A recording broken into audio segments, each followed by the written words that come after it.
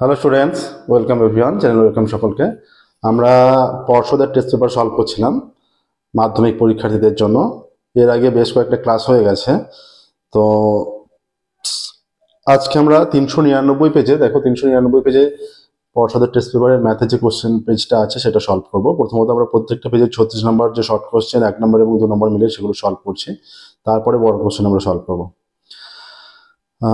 Class 9, 10, 11, 12 এই মূলত এই চারটে ক্লাসের সমস্ত ম্যাথের কোশ্চেন আমাদের সলভ করা হয়। তো এই চারটে ক্লাসের সমস্ত ম্যাথের কোশ্চেনের সলিউশন আমাদের চ্যানেলের প্লেলিস্টে পেয়ে যাবে। সামনে মাধ্যমিক পরীক্ষা, তাই আমরা মাধ্যমিকের ওপর সমস্ত কোশ্চেন এখন সলভ করে দিচ্ছি। Ray Martin test paper ABTA solve করা আছে, এবিটিএ কিছুটা বাকি আছে যদিও, তো পর্ষদের টেস্ট পেপার বেরিয়ে গেছে, আমরা এখন পর্ষদের টেস্ট পেপার সলভ করছি। পর্ষদের টেস্ট পেপার প্রত্যেকটা শর্ট কোশ্চেন কমপ্লিট করে প্রত্যেকটা পেজের, তারপর আমরা বড় কোশ্চেনও কমপ্লিট করব। ঠিক আছে, তাহলে শুরু করছি আজকের ক্লাস। দেখো, প্রত্যেক ক্লাসে আমরা কিছু স্টুডেন্টদের নাম নিয়ে থাকি, যে সমস্ত স্টুডেন্টরা আমাদের সাপোর্ট করে চলেছে এবং তাদের আমরা ক্লাসে ধন্যবাদ জানাই। আজকের ক্লাসও আমরা সেই রকম কিছু স্টুডেন্টের নাম নেব। তাহলে ক্লাস শুরু করছি। দেখো, দেখা যাক আজকে ক্লাসে কোন কোন স্টুডেন্টদের নাম আছে। একের দাগের একেরটা বলেছে, এটা দেখো 399 পেজে সোনারপুর বিদ্যাপীঠের কোশ্চেন। একের দাগের একেরটা, কোনো মূলধন 10 বছরে দ্বিগুণ হলে বার্ষিক সুদের হার। একদম সহজ কোশ্চেন। মূলধন 10 বছরে দ্বিগুণ, মূলধন মনে করো x টাকা বা p টাকা ধরতে পারো, সেটা দ্বিগুণ হচ্ছে মানে 2x হয়ে যাচ্ছে, তাই তো? মানে 5 টাকা দ্বিগুণ হলে 5 দুগুণে 10, 2 দিয়ে গুণ করতে হয়।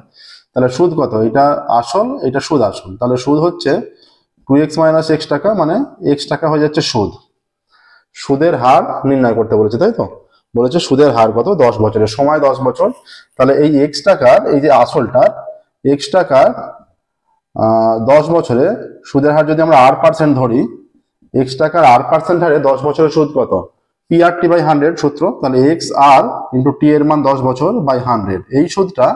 আর এখানে সুদ আসল থেকে আসল বিয়োগ করে যে সুদ, দুটো সুদ নিশ্চয়ই সমান হবে, তাই তো?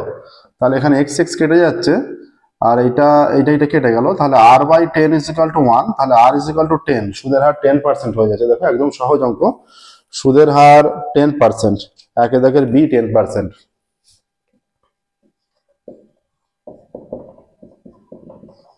দুইয়ের দাগেটা কি আছে দেখবো। দেখো এরপর এটা আমাদের 7 নম্বর পেজ সলভ হচ্ছে, 7 নম্বর ম্যাথের question page.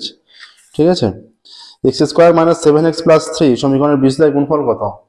X square minus 7x plus 3 is equal two 0। বীজদ্বয় গুণফল হচ্ছে, বীজদ্বয় যোগফল হচ্ছে মাইনাস বি বাই এ, আর বীজদ্বয় গুণফল সি বাই এ। এখানে সি এর মান হচ্ছে 3 আর এ এর মান 1, 3 বাই 1 মানে 3 হয়ে যাচ্ছে।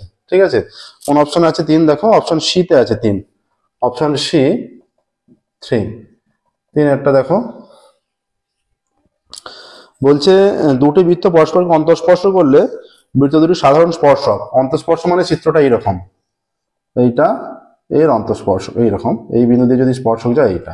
ঠিক আছে, এইটা অন্তঃস্পর্শকের চিত্র। তাহলে এইরকম যদি হয়ে যায়, তাহলে এর ক্ষেত্রে সাধারণ স্পর্শক শুধুমাত্র একটাই হবে। দেখে নাও, যে আর এটা কি স্পর্শক, যদি বলে সেই সাধারণ স্পর্শকটা কি, সরল না তির্যক? যে স্পর্শকের একই পাশে দুটো বৃত্ত থাকে তাকে আমরা সরল সাধারণ স্পর্শক বলে জানি। তাহলে একটা মাত্র হবে সরল সাধারণ স্পর্শক, কোনো রকম তির্যক সাধারণ স্পর্শক হবে না। দেখো, এদিক দিয়ে যদি স্পর্শক অঙ্কন করতে যাও, এর বড় বৃত্তের ছেদক হয়ে যাচ্ছে। ঠিক আছে, তাহলে হবে কোন অপশনে একটি আছে? দেখো, অপশন এ তে আছে একটি। ঠিক আছে, তাহলে এটা 3-এরটা অপশন এ একটি।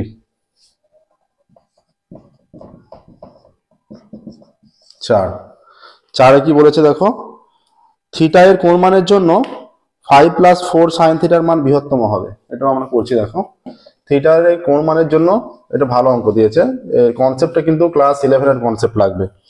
এটা খেয়াল রাখবে, বৃহত্তম মান যে সাইন থিটার সর্বোচ্চ মান 1 হয়, সাইন থিটার সর্বনিম্ন মান -1 হয়। থিটার ভ্যালু যাই হোক, যত যাই হোক, ঠিক আছে? তাহলে -1 less than is equal two sine theta. তোমাদের যদিও মাইনাসের বিষয়টা নেই, কারণ 0 থেকে 90 ডিগ্রি পর্যন্ত ক্লাস 10 এর সিলেবাসে আছে। ঠিক আছে, তাহলে এই কন্ডিশনটা এইটা নিতে হবে না, কারণ এটা ক্লাস 11 এর কনসেপ্ট। এটা শুধুমাত্র 10 এরটা ধরে পড়ি, যে সাইন থিটার ভ্যালুটা less than is equal two 1 হয়, তাই তো?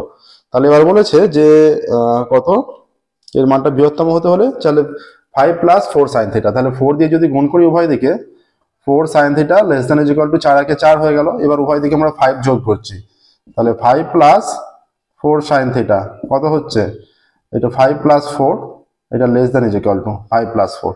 তাহলে 5 + 4 sin θ, তাহলে 5 + 4 sin θ কি হয়ে যাচ্ছে, অতএব 5 + 4 sin θ ≤ 9 হয়ে যাচ্ছে, তাই তো। 5 + 4 sin θ ≤ 9, তাহলে এর ভ্যালুটা হয় 9 বা তার চেয়ে ছোট।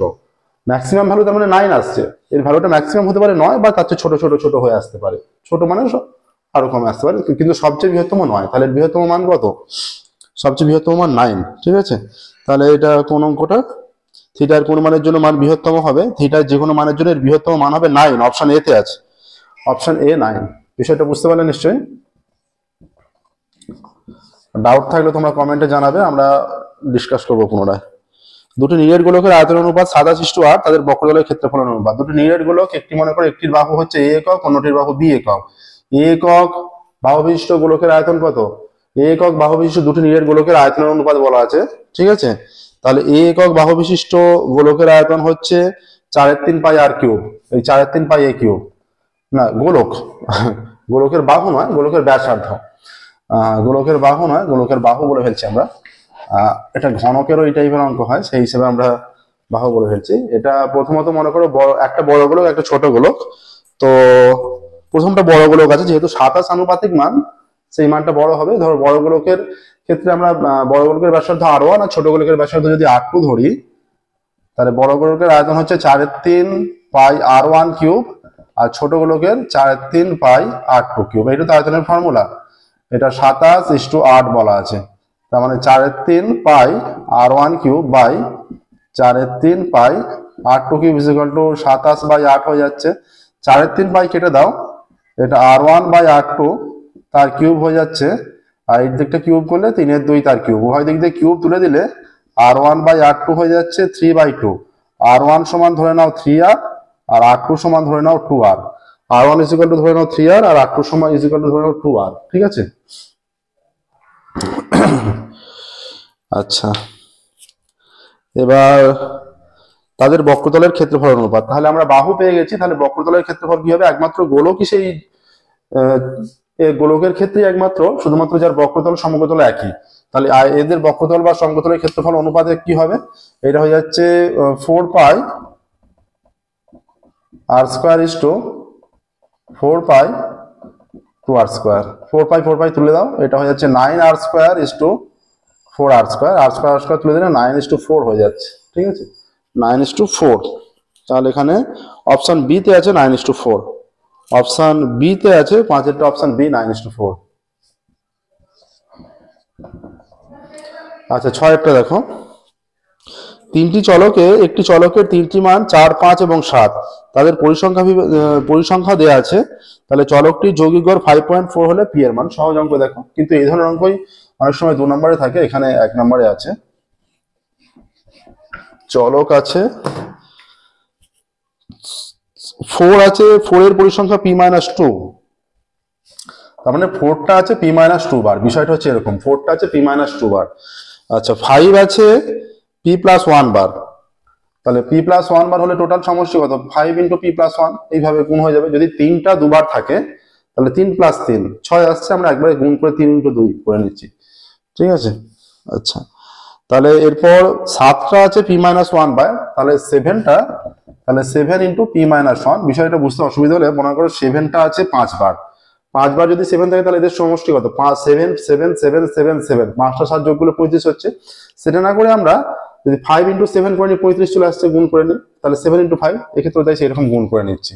এবার পরিসংখ্যার মানটা কত, এটা মান হবে p-2 plus p+1 plus p-1 is equal two 5.4 বলা আছে। এখান থেকে p এর মানটা নির্ণয় করতে হবে, ঠিক আছে। এইটা কত হয়ে যাচ্ছে, এইটা 4p - 8 plus 5p plus 5 plus 7p - 7, এটা হচ্ছে 1 2 3p প্লাস 1 - 1 কেটে দিলে -2 ইজ ইকুয়াল টু 54/10, দশমিকের জন্য নামিয়ে নিয়েছি, ঠিক আছে। এখানে কত আছে দেখো, 4 9 4 5 9 আর সাথে 16p আর 8 আর সাথে 15 -10 by 3p - 2 is equal two 54/10। তাহলে এটা হয়ে যাচ্ছে 162p মাইনাস 54 দুগুণে 108 is equal two 160p minus 100। তাহলে 162p minus 160p is equal two 108 minus 100। তাহলে 2p is equal two 8, p is equal to 4 হয়ে যাচ্ছে। 2p ইজ ইকুয়াল টু 8 হলে p ইজ ইকুয়াল টু 4, ঠিক আছে। তাহলে বলছে p এর ভ্যালু অপশন ডি তে আছে 4, তাহলে অপশন ডি 4। অঙ্কটা কিন্তু ভালো অঙ্ক ছিল। এই ধরনের অঙ্কগুলো তৈরি রাখবে কনসেপ্ট ক্লিয়ার করে। পরীক্ষায় পড়ুক বা না পড়ুক, এগুলো এই ধরনের অঙ্ক তোমাদের উঁচু ক্লাসে, এর পরবর্তী ক্লাসে সায়েন্স নিলে এই ধরনের অঙ্ক থাকবে। আচ্ছা, 2 এর দাগে শুরু করছি। দেখো 2 এর দাগের কি বলেছে? শূন্যস্থান পূরণ। শূন্যস্থান পূরণ করা। 180 টাকার 1 বছরের সুদ আসল 198 টাকা বার্ষিক সুদের হার। 180 টাকা 1 বছরের সুদ আসল 198 টাকা, তাহলে সুদ কত হচ্ছে? 180 মাইনাস 198, 18 টাকা, তাই তো? 18 টাকা হয়ে যাচ্ছে 180 টাকার 1 বছরের সুদ আসল বার্ষিক সরল সুদের হার। সুদের হার আমরা 8% মনে করি, তাহলে 18 টাকা কার সঙ্গে সুদ হবে? 18টা হচ্ছে এখানে বিয়োগ করে সুদ নির্ণয় হচ্ছে, আর একটা সুদের ফর্মুলা অনুযায়ী আমরা সুদ নির্ণয় করছি। 180 টাকার পি আর টি 1 বছরের বাই 100, ঠিক আছে। সুদের হার আমরা 8% ধরে নিচ্ছি, আর সময় 1 বছর। তাহলে আমরা এখানে এই একটা শূন্য, এই একটা শূন্য কেটে দিই, তাহলে এখানে চলে আসছে কোনাকুনি গুণ করলে 180 ইজ ইকুয়াল টু 18 আর, তাহলে আর ইজ ইকুয়াল টু 180 বাই 18, তাহলে আর ইজ ইকুয়াল টু 10। সুদের হার 10% আসছে। দেখো একের দাগেটা তাহলে শূন্যস্থানে হবে সুদের হার 10%। 2 এর দাগের দেখো, 2 এর দাগের কি বলেছে? 2 এর দাগের বলছে এ স্কোয়ার বিসি এবং 4bc এর মধ্য সমানুপাতি x হলে এর মান, মানে x এর মান। এটা কিভাবে করতে হবে? এ স্কোয়ার বিসি আর 4bc মধ্য সমানুপাতি, তাহলে A square BC is to x is to x/4bc, তাহলে A square BC by X is equal to x by 4bc, তাহলে কোনাকুনি গুণ করলে x square is equal to 4a square b square c square, তাহলে x is equal to plus minus 2abc হয়ে যাচ্ছে। দেখো এটাকে 4a স্কোয়ার b স্কোয়ার উভয় দিকে রুট করেছি আমরা, উভয় দিকে রুট করলে দেখো 2abc হয়ে যাচ্ছে। তাহলে শূন্যস্থানে কি হবে? এখানে এর মধ্য সমানুপাতি কি? দুটো পজিটিভ আছে, এই যে প্লাস মাইনাস থেকে প্লাস মাইনাস চেঞ্জ হয়ে হয়ে মধ্য সমানুপাতি হতে পারে, বা ক্রমান্বয়ে সমস্ত প্লাস থাকলেও মধ্য সমানুপাতি হতে পারে। তাহলে এখানে মধ্য সমানুপাতি প্লাস মাইনাস 2abc হতে পারে, ঠিক আছে। প্লাসও হতে পারে, মাইনাসও হতে পারে। নেক্সট দেখো, এরপর বলেছে ট্যান থিটা cos 60 √3/2 হলে sin θ - 15। একটু ক্যালকুলেশন করতে হবে। Tan theta cos 60, tan theta cos 60 is equal to √3/2। দেখো ভালো করে, ট্যান থিটা cos 60 এর মান বসাচ্ছি আমরা half is equal to √3/2, by two কেটে দাও, নিচে 2টা, tan theta is equal to √3, তাহলে tan theta is equal to tan কত মান? 60 মান, তাহলে থিটা ইজ ইকুয়াল টু কত হয়ে যাচ্ছে? 60 ডিগ্রি, তাই তো? Theta is equal two 60 degree হয়ে যাচ্ছে। তাহলে এখানে বলেছে sin θ - 15 ডিগ্রির মান, তাহলে sin θ - 15 ডিগ্রি এরকম দেওয়া আছে। তাহলে সাইন এখানে 60 বসালে 60 - 15, 60 - 15 কত হবে? sin 45 ডিগ্রি, তার মানে তার মান 1/√2। তাহলে শূন্যস্থানে দিয়ে দেবে যে sin θ - 15 এর মান 3 এর দাগেরটা 1/√2, 4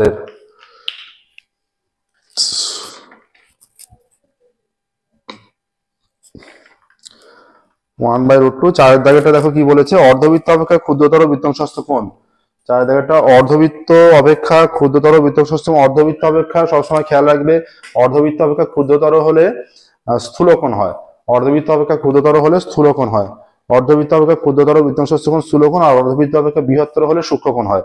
তাহলে এইটা হবে স্থূলকোণ। হ্যাঁ, ক্ষুদ্রতর বৃত্তাংশস্থ কোণ স্থূলকোণ।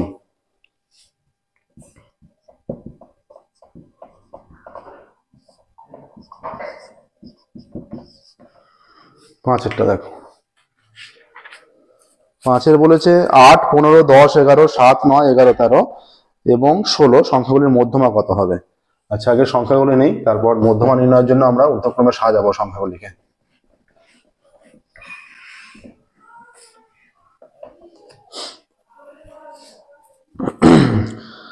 আচ্ছা, 8, 15, 10, 11,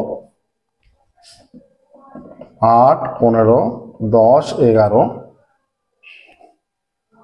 8, 15, 10, 11, 7, 9, 11, 13, 16, 7, 9, 11, 13, 16। এবার মধ্যমা নির্ণয়ের জন্য দেখো 1, 2, 3, 4, 5, 6, 7, 8, 9। আমরা আগেও বারবার বলেছি যে বিজোড় সংখ্যক পদ থাকলে তাদের মাঝের পদ একটি হয়ে যায়, সেই মাঝের পদটাই হয়ে যায় মধ্যমা, ছোট থেকে বড় সাজানোর পর। হ্যাঁ, সবচেয়ে ছোট পদ আছে এখানে 8, ঊর্ধ্বক্রমে সাজাচ্ছি। 9 আছে, 10 আছে, 11 আছে, 12 নেই, 7 আছে, 13 আছে, তারপরে 15 আছে, 16 আছে। 1, 2, 3, 4, 5, 6, 7, 8, 1, 2, 3, 4, 5, 6, 7, 8, 9। একটা মান বাদ গেছে। কোনটা বাদ গেছে? 11 দুবার আছে, 11 একবার দুবার, 13, 15, 16। আবার একবার 11, 13, 15, 16। ঠিক আছে, দেখো এদিকে 4টে পদ, এদিকে 4টে পদ, মাঝের পদ 11 হয়ে যাচ্ছে, তাহলে 11 মধ্যমা।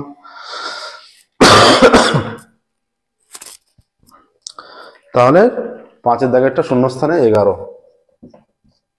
6-একটা দেখো, বলেছে একটি নীরের গোলক গলিয়ে একটি নীরের লম্ববৃত্তাকার চোঙ তৈরি করা হলে গোলক ও চোঙের ড্যাশ সমান হবে। নীরের গোলক গলিয়ে নীরের চোঙ তৈরি করা হচ্ছে। একটা জিনিসকে গলিয়ে অন্য জিনিস তৈরি করা হলে তাদের যে জিনিস থেকে যে জিনিসই তৈরি করা হোক তাদের আয়তন সমান হবে সবসময়। ঠিক আছে, যেহেতু নীরের পদার্থগুলো আয়তন সমান হবে। তাহলে 2-এর দাগে শূন্যস্থান পূরণগুলো হয়ে গেল। 3-এর দাগে সত্য মিথ্যায় যাচ্ছি, দেখো এবার।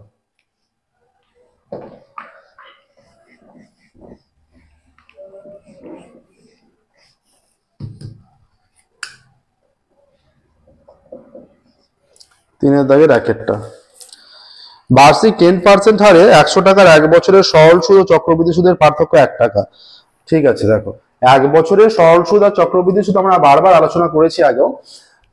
সুদের হার যাই হোক, আসল যাই থাকুক, 1 বছরের প্রথম 1 বছরের সরল সুদ ও চক্রবৃদ্ধি সুদ সমান হয়, এখানে সুদের কোনো পার্থক্য থাকে না। ঠিক আছে, তাহলে এখানে বলেছে 1 বছরের সরল সুদ ও চক্রবৃদ্ধি সুদ, এটা প্রথম বছর কিন্তু বলেনি। এটা কি বলেছে? 100 টাকার, হ্যাঁ 1 বছরে, 1 বছরে, তার মানে এটা প্রথম বছরই ভাবতে হবে। তাহলে 1 বছরের সরল সুদ ও চক্রবৃদ্ধি সুদ পার্থক্য 1 টাকা, তাহলে এটা মিথ্যা হবে। ঠিক আছে, এটা মিথ্যা, এটা প্রথম বছরে। ঠিক আছে, 2 বলছে AB is to C square, BC square, CA B square যৌগিক অনুপাত 1:1। এটা সত্য, এটা সত্য হবে। আমরা কোষে দেখাচ্ছি কিভাবে হচ্ছে, দেখো AB is to C square, BC is to A square, AB BC CA is to B square। তাহলে এদের যৌগিক অনুপাত কত? AB into BC into CA is to C square into A square into B square। এটা থেকে কত হচ্ছে? দুটো A square, দুটো B B square, দুটো C C square into A square B square C square। তাহলে A square B square C square দিয়ে ভাগ করলে 1:1 চলে আসছে। সিম্পল, দেখো 1:1, তাহলে সত্য হয়ে যাচ্ছে। পরেরটা দেখো, cos 36 এবং sin 54 এর মান সমান, একদমই তাই। cos 36 is equal to cos 90 minus 54। 90 থেকে 54 বিয়োগ করলে 36 হয়। তো এটা আমরা 90 থেকে 54 বিয়োগ করে ঘুরিয়ে লিখলাম। তাহলে এবারে এইটা সূত্র পড়ে যাচ্ছে, cos 90 minus থিটা কত? sin থিটা, তার মানে sin 54। তাহলে দুটো মান সমান হয়ে যাচ্ছে, তাহলে এটা সমান বলেও দিয়েছে, তার মানে সত্য। ঠিক আছে, নেক্সট দেখো, দুটি সদৃশ ত্রিভুজ সর্বদা সর্বসম হবে। সদৃশ মানে একই রকম দেখতে, একটা জিনিস ছোট বড় হতে পারে, একই রকম দেখতে হলে তাদের আমরা সদৃশ বলি। দুটো ত্রিভুজ, একটা ত্রিভুজ ছোট বড় হতে পারে। যে সদৃশের ক্ষেত্রে বাহুগুলি সমানুপাতিক, কোণগুলি সমান হয়, কিন্তু সর্বসমর ক্ষেত্রে সমস্ত কিছু সমান হতে হবে, বাহু কোণ সমস্ত কিছু সমান।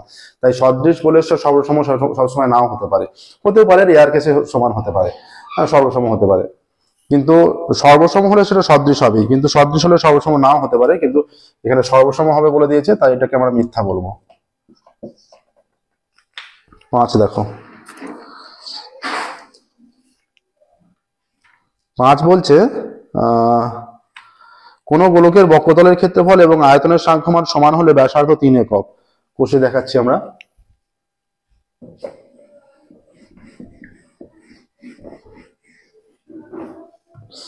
গোলকের বক্রতলের ক্ষেত্রফল আর আয়তনের সমান সমান, তাই তো?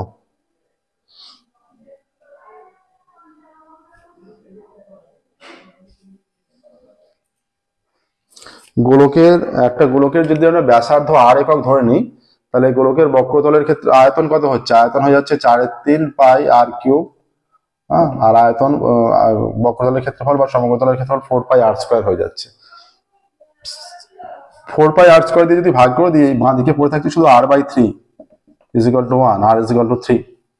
দেখো ব্যাসার্ধ 3 একক, এখানে বলেছে ব্যাসার্ধ 3 একক হবে, তাহলে এটা সত্য। পাঁচেরটা এলো সত্য। ছয়েরটা দেখো কি বলেছে, 5 2 4 3 5 2 5 2 5 2 তথ্যের সংখ্যাগুলোর মান 2 হবে। হ্যাঁ, দেখো তাহলে এটা কষে দেখাচ্ছি। কি বলেছে, 5 2 4 3 5 5 2 4 3 5 5 2 4 3 5 5 2 4 3 5 2 5 2 5 2 2 5 2 5 2, ঠিক আছে? তাহলে তথ্যের সংখ্যাগুলোর মান হবে 2 বলে, তথ্যের সংখ্যাগুলোর মান 2। তাহলে এটা থেকে আমরা যদি ছোট থেকে এটা সাজিয়ে নিই, 2 1টা 2টো 3টে 4টে 5টা 6টা 7টা 8টা 9টা 10টা, 1 2 3 4 5 6 7 8 9 10। তাহলে ছোট থেকে বড় যদি সাজাই আমরা, কি হচ্ছে দেখো, যদি সাজিয়ে নিই এটাকে, 2 1টা 2টো 3টে 4টে 2, 3টে 4টে 2, 3 কটা, 3 একটা, 4 একটা, 1 2 3 4, 5 কটা, 5 5 5 5।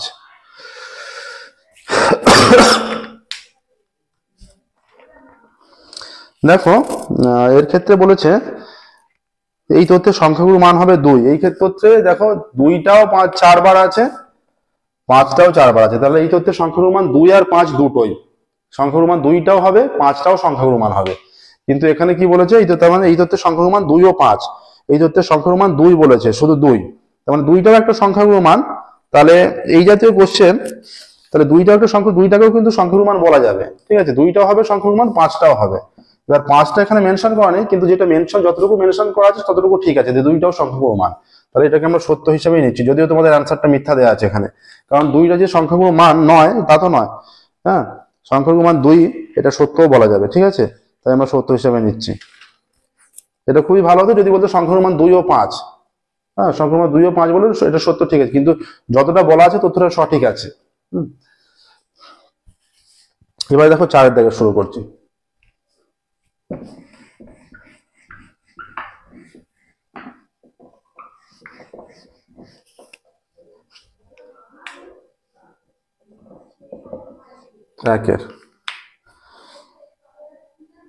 শতকরা বার্ষিক সরল সুদের হার কত হলে কোনো টাকা 5 বছরের সুদ আসলের 2/5 অংশ হবে? ধরি আসল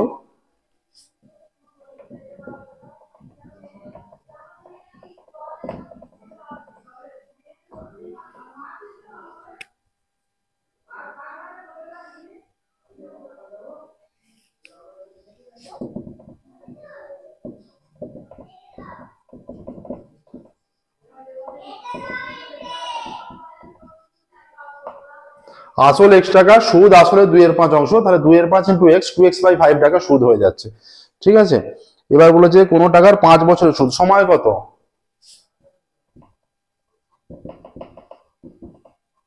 সময় 5 বছর।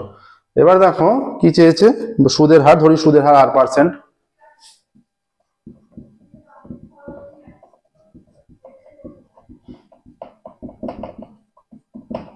অতএব r% সুদের হারে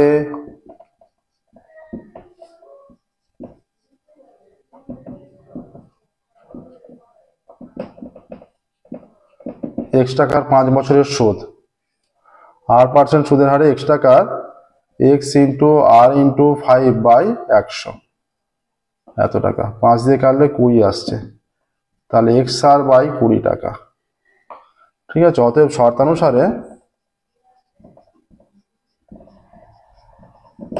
শর্তানুসারে এই যে xr/20 = 2x/5, 5 দিয়ে কাটলে 4, তাহলে এখানে 2 আছে, আর ইজ ইকুয়াল টু 4 দোকানে 8, অতএব সুদের হার 8%। সুদের হার আসছে 8%। দেখো প্রসেসটা দেখে নাও, সুদের হার 8%। ঠিক আছে, বার্ষিক সুদের হার কত হলে বলেছে। নেক্সট দেখো 2 এর দাগের অঙ্কে যাব। প্রসেসটা দেখে নাও, এটা আমরা সুদ এটা বলে দিয়েছে, আর আমরা সূত্রের সাহায্যে সুদ নির্ণয় করছি। দুটো সুদ নিশ্চয়ই সমান হবে, একই টাকার একই সুদের হারে একই সময়ের সমান হবে, এটা সমান করে দিয়ে সুদের হারটা নির্ণয় করেছি।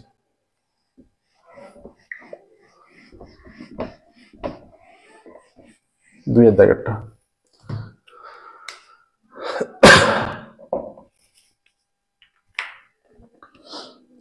অংশীদারি ব্যবসায় 3 জনের মূলধনের অনুপাত এত এত এত বলে দিয়েছে। যদি প্রথম ব্যক্তির লাভ দ্বিতীয় ব্যক্তির লাভ থেকে 60 টাকা কম হয়, ব্যবসায় মোট কত টাকা লাভ হয়েছিল। ধরি ব্যবসায় মোট লাভ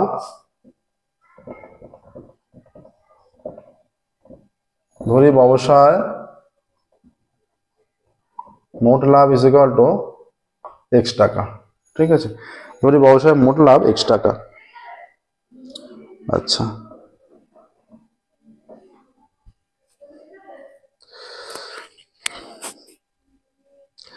তিন জনের মূলধনের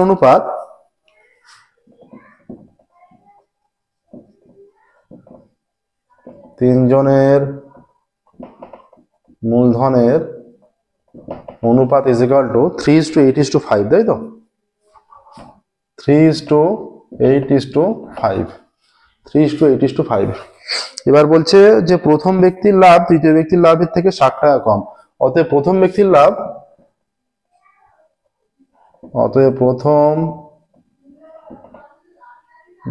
লাভ ইজ ইকুয়াল টু 3/78×11=16 এত ইন্টু x টাকা ইজ ইকুয়াল টু 3x/16 টাকা। অতএব তৃতীয় ব্যক্তির লাভ কত? এটা 5/16 ইন্টু x টাকা ইজ ইকুয়াল টু 5x/16 টাকা। অতএব শর্তানুসারে কি আসছে? প্রথম ব্যক্তির লাভ তৃতীয় ব্যক্তির এটা বেশি বোঝাই যাচ্ছে লাভ্যাংশটা, তার মানে এটা 5x/16 minus 3x/16 is equal two 60 টাকা কম বলেছে। 16 লসাগু, এটা 5x minus 3x is equal two 60 হয়ে যাচ্ছে, বা বাকিটা যদি এদিকে করি এটা হয়ে যাচ্ছে 2x/16 ইজ ইকুয়াল টু 60, 2 দিয়ে কেটে গেলে 8 হয়ে যাচ্ছে। অতএব x/8 ইজ ইকুয়াল টু 60, বা x ইজ ইকুয়াল টু 6×8=48, 480। অতএব ব্যবসায় মোট লাভ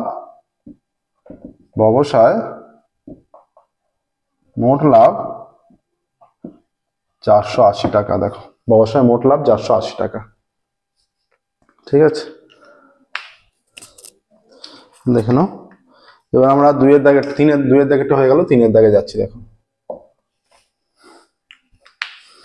3 এর দাগের অঙ্ক বলেছে, একটা সমীকরণ দেয়া আছে।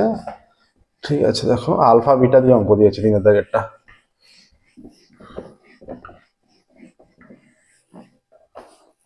তিনের দাগে দেওয়া আছে x² + 8x + 2 = 0, x² + 8x + 2 = 0। এটা একটা সমীকরণ। দ্বিঘাত সমীকরণের দুটি বীজ আলফা ও বিটা। দ্বিঘাত সমীকরণের দুটি বীজ আলফা ও বিটা, অতএব alpha plus beta is equal to minus b/a হয়, তার মানে -8 হয়ে যাচ্ছে আলফা প্লাস বিটা। আর alpha beta is equal to কত হয়? c/a, c এর মান 1, এই c এর মান এখানে 2, c এর মান 2, আর a এর মান এখানে কিছু x² আগে কিছু মানে 1 আছে। ঠিক আছে, তার মানে আলফা বিটার মান কত? 2। তাহলে কিসের মান চেয়েছে? 1/α + 1/β মান। অতএব 1/α + 1/β ইজ ইকুয়াল টু, লসাগু করলে আলফা বিটা লসাগু, beta plus alpha, beta plus আলফার ভ্যালু কত? -8, আর alpha into beta 2 is equal to -4। অতএব 1/α + 1/β এর মান -4। 1/α + 1/β এর মান -4। ঠিক আছে, দেখো নেক্সট দেখো 4 এর দাগেরটা।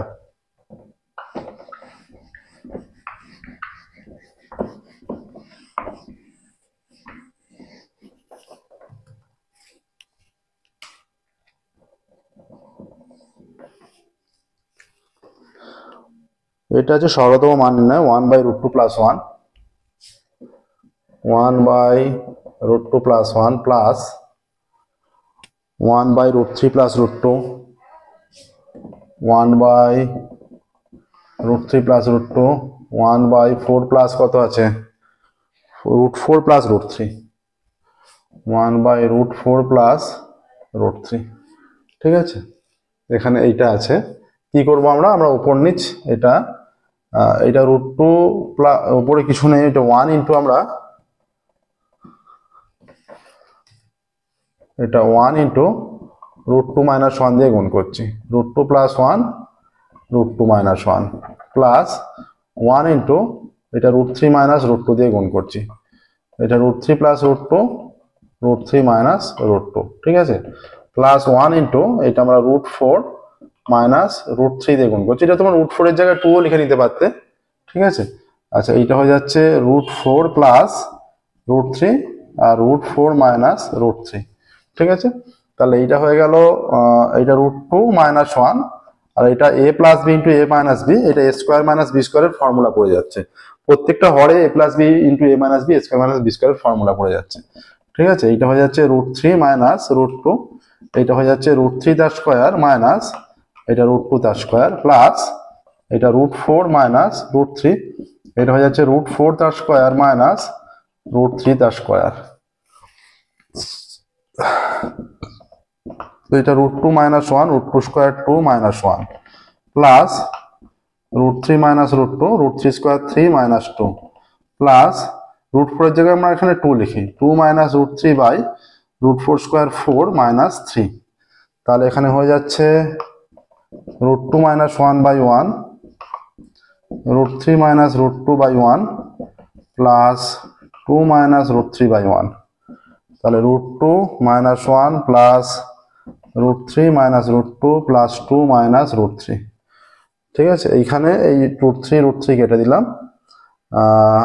আর আসছে প্লাস √2 - √2 কেটে দিলাম, 2 - 1 = 1 হয়ে যাচ্ছে। সরলতম মান 1 আসছে দেখো। অতএব লিখবে সরলতম স্টেটমেন্ট লিখে দেবে, অতএব সরলতম মান আসছে 1 বা সরলতম মান 1, এটা লিখে দিলে এইটুকু। ঠিক আছে,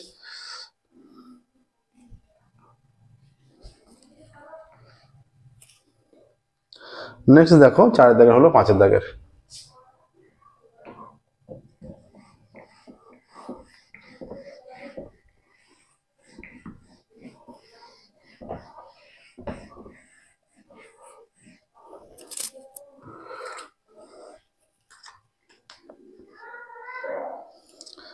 আচ্ছা, আজকের ক্লাসে আমরা যে সমস্ত স্টুডেন্টের নাম নেবো, যে সমস্ত স্টুডেন্ট সাপোর্ট করছে তাদের মধ্যে মৌসম মণ্ডল, সুদীপ্ত দাস, সৌরদীপ কর্মকার। মৌসম মণ্ডল, সুদীপ্ত দাস, সৌরদীপ কর্মকার, এদের অনেক ধন্যবাদ। তো এদের মতো তোমরাও আমাদের সাপোর্টে থাকো, আমাদের বিভিন্ন কমেন্টের মাধ্যমে তোমাদের সাজেশন মন্তব্য জানাও কিভাবে আমাদের চ্যানেলটি ইমপ্রুভ করা যায়। আমরা পরবর্তীকালে, এবং তোমাদের কমেন্টের পাশে নামটা অবশ্যই মেনশন করো, কমেন্টের পাশে প্রত্যেকের নামটা অবশ্যই মেনশন করো, তাহলে তোমাদের নামটা আমরা পরবর্তীকালে নিতে পারি। ওকে, নেক্সট দেখো 5 দাগের, এখানে বলেছে ও কেন্দ্রবৃত্তে A B O C D দুটি জ্যায়ের দৈর্ঘ্য সমান, এ ও বি 60 ডিগ্রি, সিডি 6 সেমি হলে বৃত্তের ব্যাসার্ধ কত? সহজ অঙ্ক দিয়েছে দেখো। ও কেন্দ্রবৃত্ত, এটা এ বি, এটা সিডি,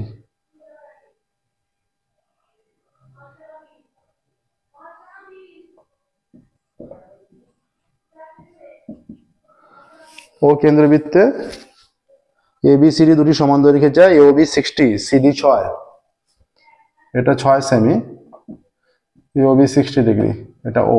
ঠিক আছে, আচ্ছা বৃত্তের ব্যাসার্ধ, ও কেন্দ্রবৃত্তে, ও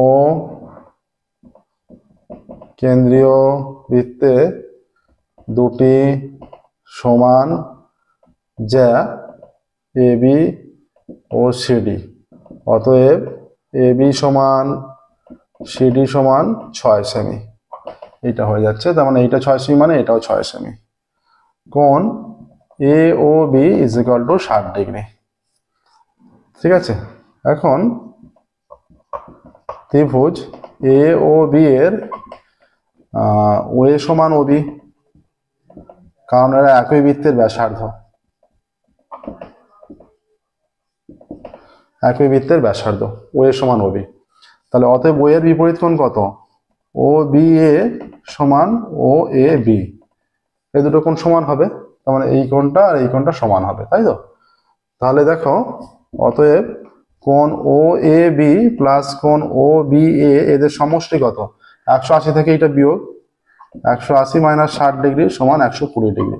এবার কোণ দুটোর প্রত্যেকটার মান কত হবে? যেহেতু কোণ দুটো সমান, অতএব কোণ ও বি এ সমান কোণ ও A B is equal two, যেহেতু দুটো সমান 120/2 60 ডিগ্রি করে হয়ে যাচ্ছে, তাহলে ত্রিভুজ এ ও বি এর তিনটে কোণই সমান 60 ডিগ্রি। অতএব ত্রিভুজ এ ও বি একটি সমবাহু ত্রিভুজ, যেহেতু তিনটে কোণই সমান, একটি সমবাহু ত্রিভুজ, ঠিক আছে? অতএব এর প্রতিটি বাহু, যার প্রতিটি বাহু 6 সেমি, যার প্রতিটি বাহু 6 সেমি, কারণ একটা বাহু 6 সেমি বলা আছে, এবিটা 6 সেমি, আর দুটো বাহু, তার মধ্যে দুটো বাহু হচ্ছে দুটো বৃত্তের ব্যাসার্ধ, তার মানে অতএব বৃত্তের ব্যাসার্ধ, অতএব বৃত্তের ব্যাসার্ধ 6 সেমি, বৃত্তের ব্যাসার্ধ 6 সেমি। দেখো, ঠিক আছে? নেক্সট দেখো 6 দাগেরটা, 5 দাগের হয়ে গেল, 6-এরটা।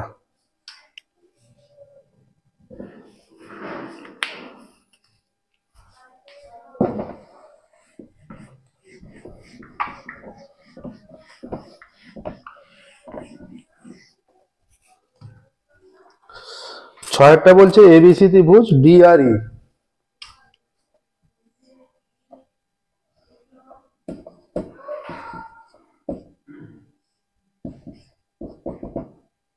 এবিসি ত্রিভুজ ডি আর ই এখানে আছে।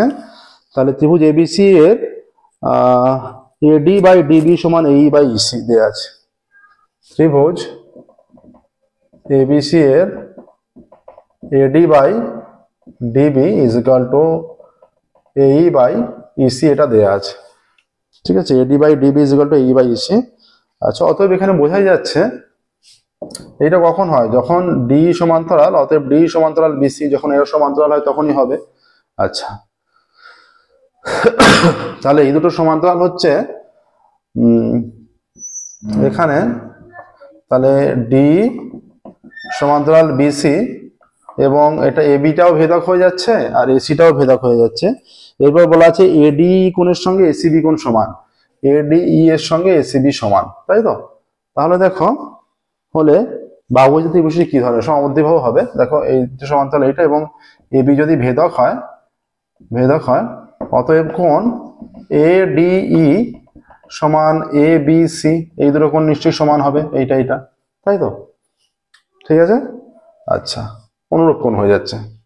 আবার এটা প্রদত্ত আছে, আবার দেওয়া আছে যে কোণ এডিই সমান কোণ এসিবি, কোণ এডিই সমান কোণ এসিবি। এই যে ডি কোণের সঙ্গে সি কোণটা সমান, তাহলে ডি কোণের সঙ্গে এইটা একবার সমান, এইটা একবার সমান, তাহলে এই দুটো সমান নিশ্চয়ই।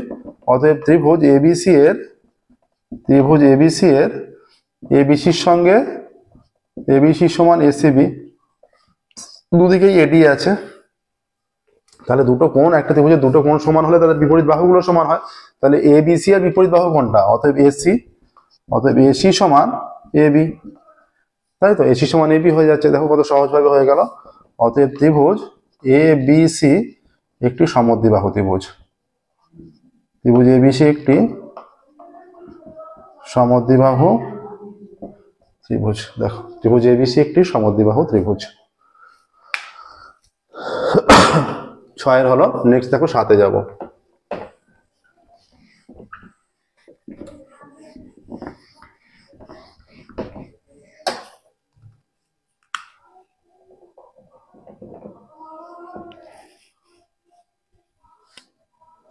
এবিসি ত্রিভুজের এবি সমান 2a - 1 সেমি, তিনটে বাহু মনে করো দেয়া আছে, এইরকম ত্রিভুজ আছে মনে করো, এইটা 2a + 1, এইটা 2√2a, এইটা মনে করো 2a - 1, এত সেমি এককে আছে এবিসি ত্রিভুজের, ঠিক আছে? নিশ্চয়ই এখানে এবিটা,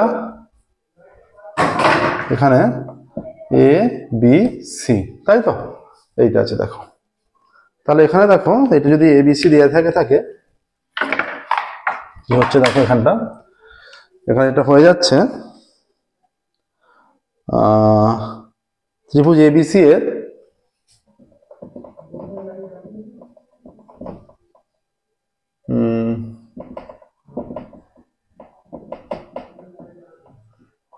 এবি সমান 2a - 1 সেমি,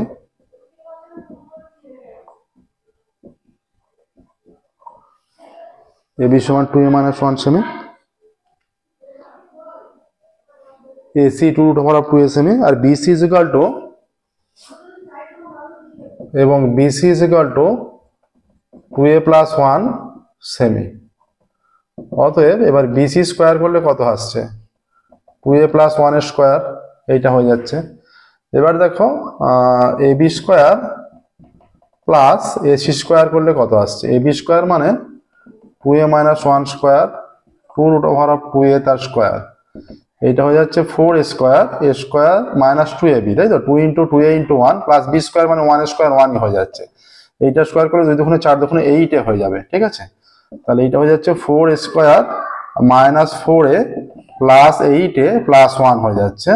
তাহলে 4a square plus 4a plus 1 is equal to, এটা হয়ে যাচ্ছে 2a + 1 তার whole square is equal to BC square হয়ে যাচ্ছে, তাই তো।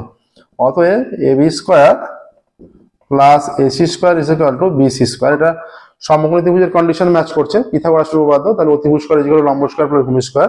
তাহলে অতএব ত্রিভুজ ABC এর BC অতিভুজ হয়ে যাচ্ছে, ত্রিভুজ ABC এর BC হয়ে যাচ্ছে অতিভুজ, তাই তো। তাহলে BC এর বিপরীত কোণ, অতএব কোণ BAC টা সমকোণ হবে, BC এর বাহুর বিপরীত কোণ, অতএব কোণ BAC কোণ সমকোণ, তাই তো। তাহলে এখানে কি চেয়েছে, এখানে চেয়েছে BAC কোণের, এখানে চেয়েছে BAC কোণের মান, উত্তর লিখবে BAC কোণের মান 90 ডিগ্রি। এটা এর নিচে স্টেটমেন্টটা লিখবে যে BAC কোণের মান 90 ডিগ্রি, এটা স্টেটমেন্ট লিখবে অবশ্যই যে BAC কোণের মান 90 ডিগ্রি, ঠিক আছে। দেখে নাও এবার 7 দাগের হয়ে গেল, আমরা 8 দাগের অঙ্কে যাব, ঠিক আছে।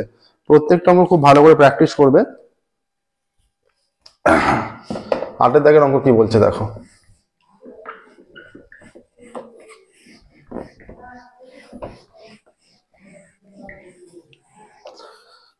আটের দাগের এখানে বলে দিয়েছে cos 55 cos 35 minus sin 55 sin 35 এর মান। cos 55 cos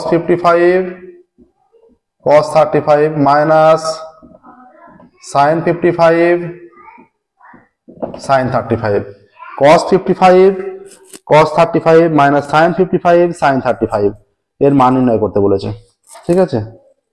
আচ্ছা, তাহলে দেখো এটা আমরা, এটা ক্লাস 11 এর সূত্র ফেললে সঙ্গে সঙ্গে সূত্রে হয়ে যাবে, কিন্তু ক্লাস 11 এর সূত্র আমরা এখানে ইউজ করছি না, ক্লাস 10 এর মাধ্যমে হয়ে যাবে। এটাকে আমরা sin 55টাকে লিখছি 90 মাইনাস 35 করলে 55 এসে যায়, 90 থেকে 35 বিয়োগ করলে কত আসে, 55 আসে, তাই তো।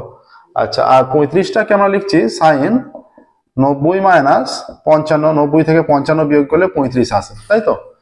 তাহলে এখানে হয়ে যাচ্ছে cos 55 cos 35 minus cos 90 minus theta sin theta হয় তো sin 35, এই sin 90 minus theta cos theta হয়, এটা সাইনে আছে, sin 90 minus theta cos theta হয় cos 35, আর এটা sin 90 minus theta cos theta cos 55, তাই তো। তাহলে এটা একই ব্যাপার, a into B, B into A একই ব্যাপার, তাও আমরা ওইভাবে লিখে নিচ্ছি। কেউ যদি পুরোটাকে সাইনে ঘোরাতো তাও হতো, মানে এটাকে যদি সাইনে নিয়ে করে নিত তাও হতো, ঠিক আছে। যেটা হোক করলেই হবে, cos 55 প্রসেসটা ঠিক রাখলেই হবে, ঠিক আছে। cos 35, তাহলে প্লাস মাইনাস কেটে যাচ্ছে 0, ঠিক আছে। অতএব সরলতম মান আসছে 0, মান চলে আসছে 0। দেখো এটা হয়ে গেল, দেখো 8এরটা 9এরটায় যাচ্ছে। tan থিটা tan 2 থিটা 1 হলে cos 2 থিটার মান, এটাও সহজ অঙ্ক দিয়েছে, ত্রিকোণমিতির দুটো অঙ্ক দিয়েছে এই পেজে। তোমরা কিন্তু ক্লাস 11 এ উঠলেই ক্লাস 11 এর প্রথমেই ত্রিকোণমিতি দিয়ে শুরু আছে, প্রথমেই ত্রিকোণমিতির পার্ট খুব ভালো করে ক্লিয়ার করবে।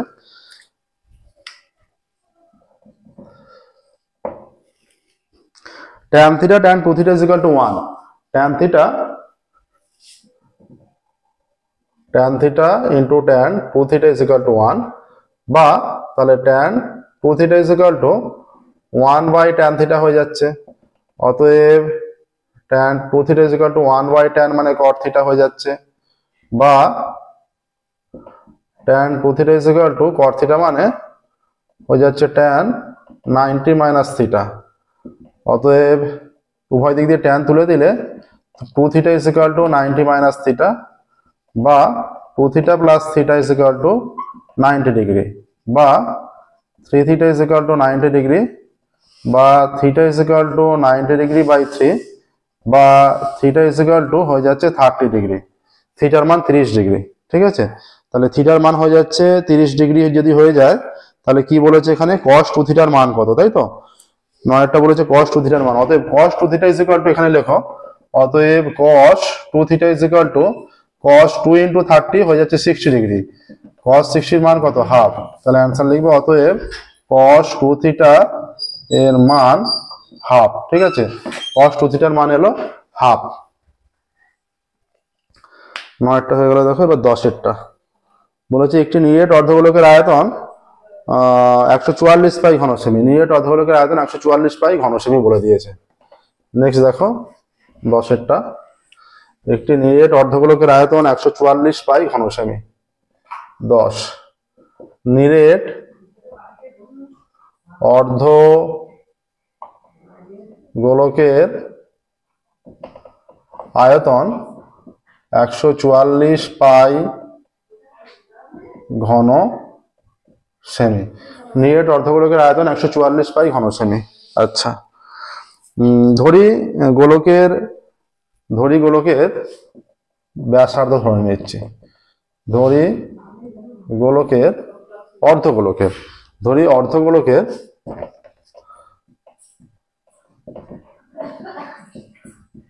ধরি অর্ধগোলকের ব্যাসার্ধ 8 সেমি। অতএব অর্ধগোলকের এখানে আয়তন বলা আছে, আয়তন কত হবে, অর্ধগোলকের আয়তনের সূত্র 2/3 পাই আর কিউব, 2/3 পাই আর কিউব ঘন সেমি। অর্ধগোলকের আয়তন 2/3 পাই আর কিউব ঘন সেমি, তাই তো।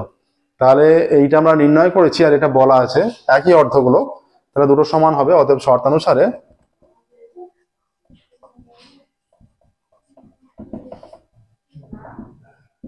দুইয়ের 3 pi r cube is equal to 144 pi, তাই তো। তাহলে এখানে r cube is equal to কত হবে, r cube is equal to 144 pi into এটা পাইটা এখানে আছে মানে ওপরে আছে, পাইটা 2 এর সঙ্গে গুণ আকারে আছে, এই আকারে এইভাবে আছে মানে 2 এর সঙ্গে গুণ আকারে আছে। তাহলে এটা হয়ে যাবে 3/2 পাই। ডান দিকে এলে 3/2 পাই হয়ে যাচ্ছে, গুণ আকারে যেহেতু আছে ভাগ আকারে উল্টে যাবে। এটা প্লাস আকারে থাকলে মাইনাস হতো, কিন্তু প্লাস আকারে নেই, ঠিক আছে। এগুলো খেয়াল রাখবে ভালো করে।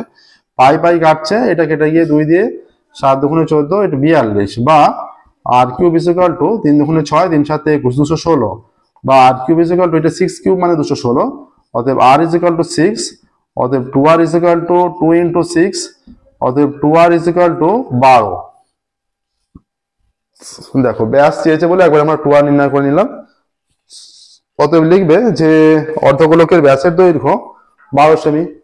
অতএব অর্ধগোলকের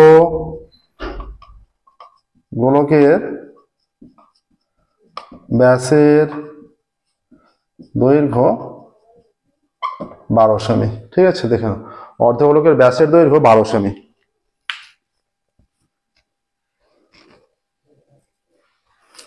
নেক্সট দেখো 11টা,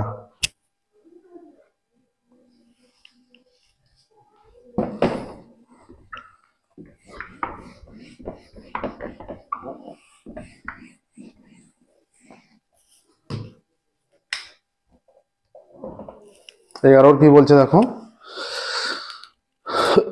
একটি লম্ববৃত্তাকার চোঙের ব্যাসার্ধের দৈর্ঘ্য 50% হ্রাস করা হলো, উচ্চতা 50% বৃদ্ধি করা হলো, চোঙটির আয়তনের শতকরা কত পরিবর্তন হবে। লম্ববৃত্তাকার চোঙের ব্যাসার্ধ আমরা ধরে নিচ্ছি,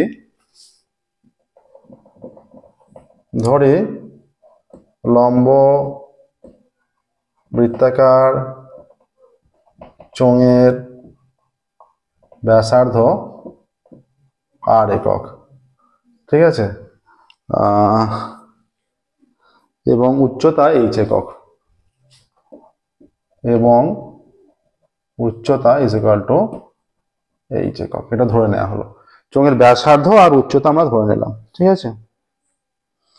অতএব চোঙের আয়তন, অতএব লম্ব বৃত্তাকার চোঙের আয়তনের সূত্র কি, পাই r স্কয়ার h। পাই আর স্কোয়ার এইচ ঘন একক, চোঙের আয়তন এইটা হয়ে গেল। এবার দেখো ব্যাসার্ধ 50% হ্রাস করা হলো, ব্যাসার্ধ 50% হ্রাস করলে ব্যাসার্ধ হবে, অতএব ব্যাসার্ধ 50% হ্রাস করলে ব্যাসার্ধ হবে বলে এইটা আগে ছিল আর, সেইটা থেকে তার ব্যাসার্ধের 50% আমরা বের করছি। আর ইন্টু 50/100, এইটা এত একক, তাই তো ব্যাসার্ধ। তাহলে এইটা কেটে গেল, মানে 50 দিয়ে কাটলে 1 আর 2, তাহলে আর মাইনাস r/2 এত একক। তাহলে 2 লসাগু 2r মাইনাস r একক ইজ ইকুয়াল টু r/2 একক আসছে ব্যাসার্ধ এখন। আর উচ্চতা 50% বাড়ালে, উচ্চতা কি বলেছে, উচ্চতা 50% বৃদ্ধি করলে উচ্চতা কত হবে? উচ্চতা 50%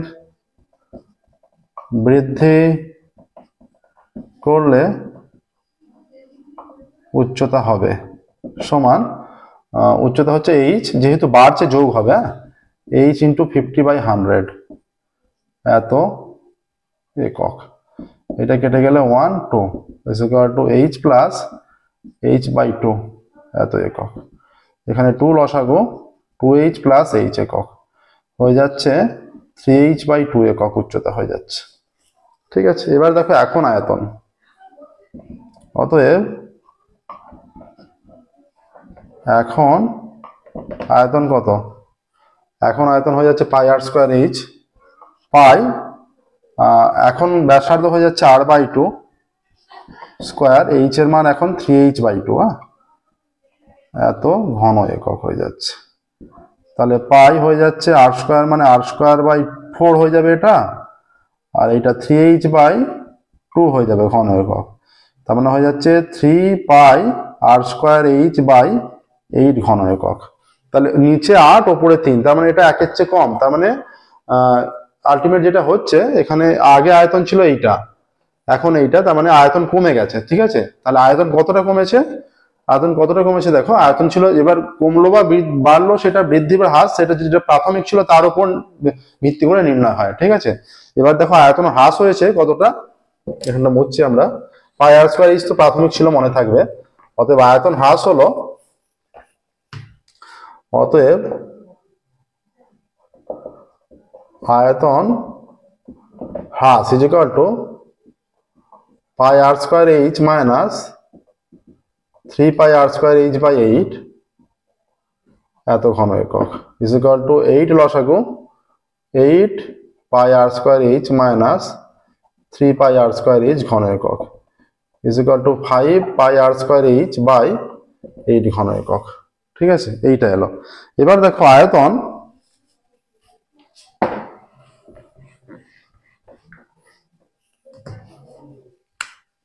অতএব আয়তন পাই আর স্কোয়ার এইচ এত ঘন এককে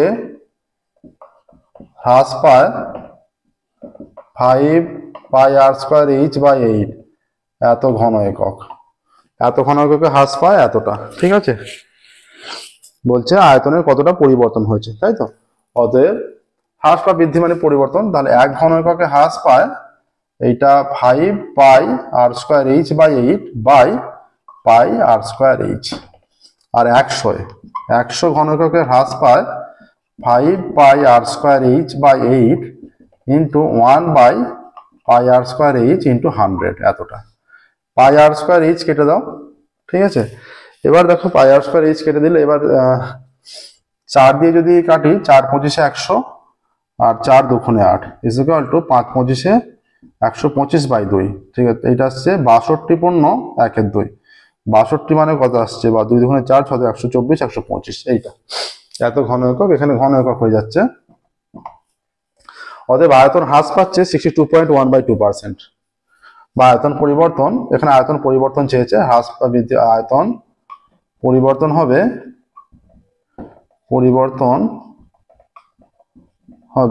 62 এত %। ঠিক আছে, আয়তন পরিবর্তন এত %।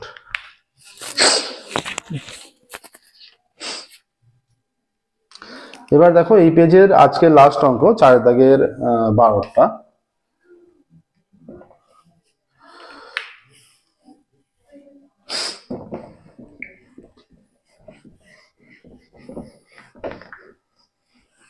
রাশিবিজ্ঞানের অঙ্ক আছে একটা, প্রত্যেকটা পেজে একটা করে রাশিবিজ্ঞানের অঙ্ক থাকছে। uy is equal to xi minus 25/10 দেওয়া আছে। uy is equal to xi minus 25/10 এটা দেওয়া আছে। তাহলে এখান থেকে আমরা লিখতে পারি a is equal to 25, h is equal to 10, কারণ আমরা জানি এইটা হয় uy is equal to, এটা তোমরা দেখবে এটা দেখে থাকবে xi minus a by h, তাহলে এর সঙ্গে এটা তুলনা করে আমরা এটা পাচ্ছি, ঠিক আছে। আচ্ছা, আর দেয়া আছে summation of fi uy is equal to 20,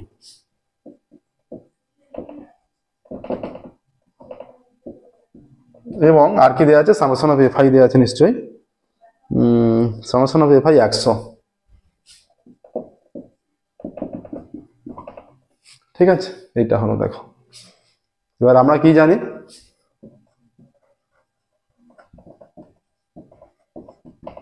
আমরা জানি x bar is equal to summation of fi ui by summation of fi, হ্যাঁ।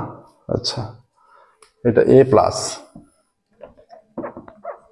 x bar is equal to a plus এইটা ইন্টু h, তাই তো, এইটা হয়। তাহলে দেখো অতএব x bar is equal to কি চেয়েছে এখানে, এখানে চেয়েছে x bar চেয়েছে, x bar is equal to a এর মান কত 25 plus summation of fi ui হয়ে যাচ্ছে 20, summation of fi 100 into h এর মান কত 10, এই শূন্য কেটে গেল, এই শূন্য কেটে গেল, x bar is equal to 25 plus 2, x bar is equal to 27 আসছে, দেখো ঠিক আছে 27 আসছে। তাহলে x bar এর মান নির্ণয় করতে বলেছে, অতএব x bar এর মান 27। দেখানো প্রসেসটা খুব ভালো করে, এর সাথে সাথেই দেখো আমাদের এই পেজটা কমপ্লিট হলো, ঠিক আছে। 399 পেজের ম্যাথ কমপ্লিট হলো। এরপর আমরা যাব এর পরবর্তী পেজ যেটা আছে 402 পেজের ম্যাথ আছে, ঠিক আছে। ফিরবো পরবর্তী ক্লাসে খুব তাড়াতাড়ি 402 পেজের ম্যাথ সলভ করব, ঠিক আছে। ফিরবো পরবর্তী ক্লাসে খুব তাড়াতাড়ি 402 পেজের ম্যাথ সলভ করব। আমাদের ক্লাস তোমাদের ভালো লেগে থাকলে আমাদের ক্লাসগুলি ভিডিওগুলি অবশ্যই লাইক করবে, চ্যানেল সাবস্ক্রাইব করবে এবং নোটিফিকেশন অন করবে, যাতে পরবর্তী ক্লাস পাবলিশ করার সাথে সাথে তোমাদের কাছে নোটিফিকেশন পেয়ে যাও। শুধু ক্লাস 10ই নয়, ক্লাস 9, 11, 12-এরও সম্পূর্ণ ম্যাথের সলিউশন আছে। ক্লাস 10-এর পর্ষদের টেস্ট পেপার কমপ্লিট হলে আমরা সামনে উচ্চ মাধ্যমিক পরীক্ষা আছে, উচ্চ মাধ্যমিকের জন্য যে টেস্ট পেপার বেরিয়েছে WBH এর টেস্ট পেপার আমরা সলভ করতে থাকবো। ওকে, আজকে ক্লাস এখানেই স্টপ করছি, ফিরে পরবর্তী ক্লাসে। Thank you very much.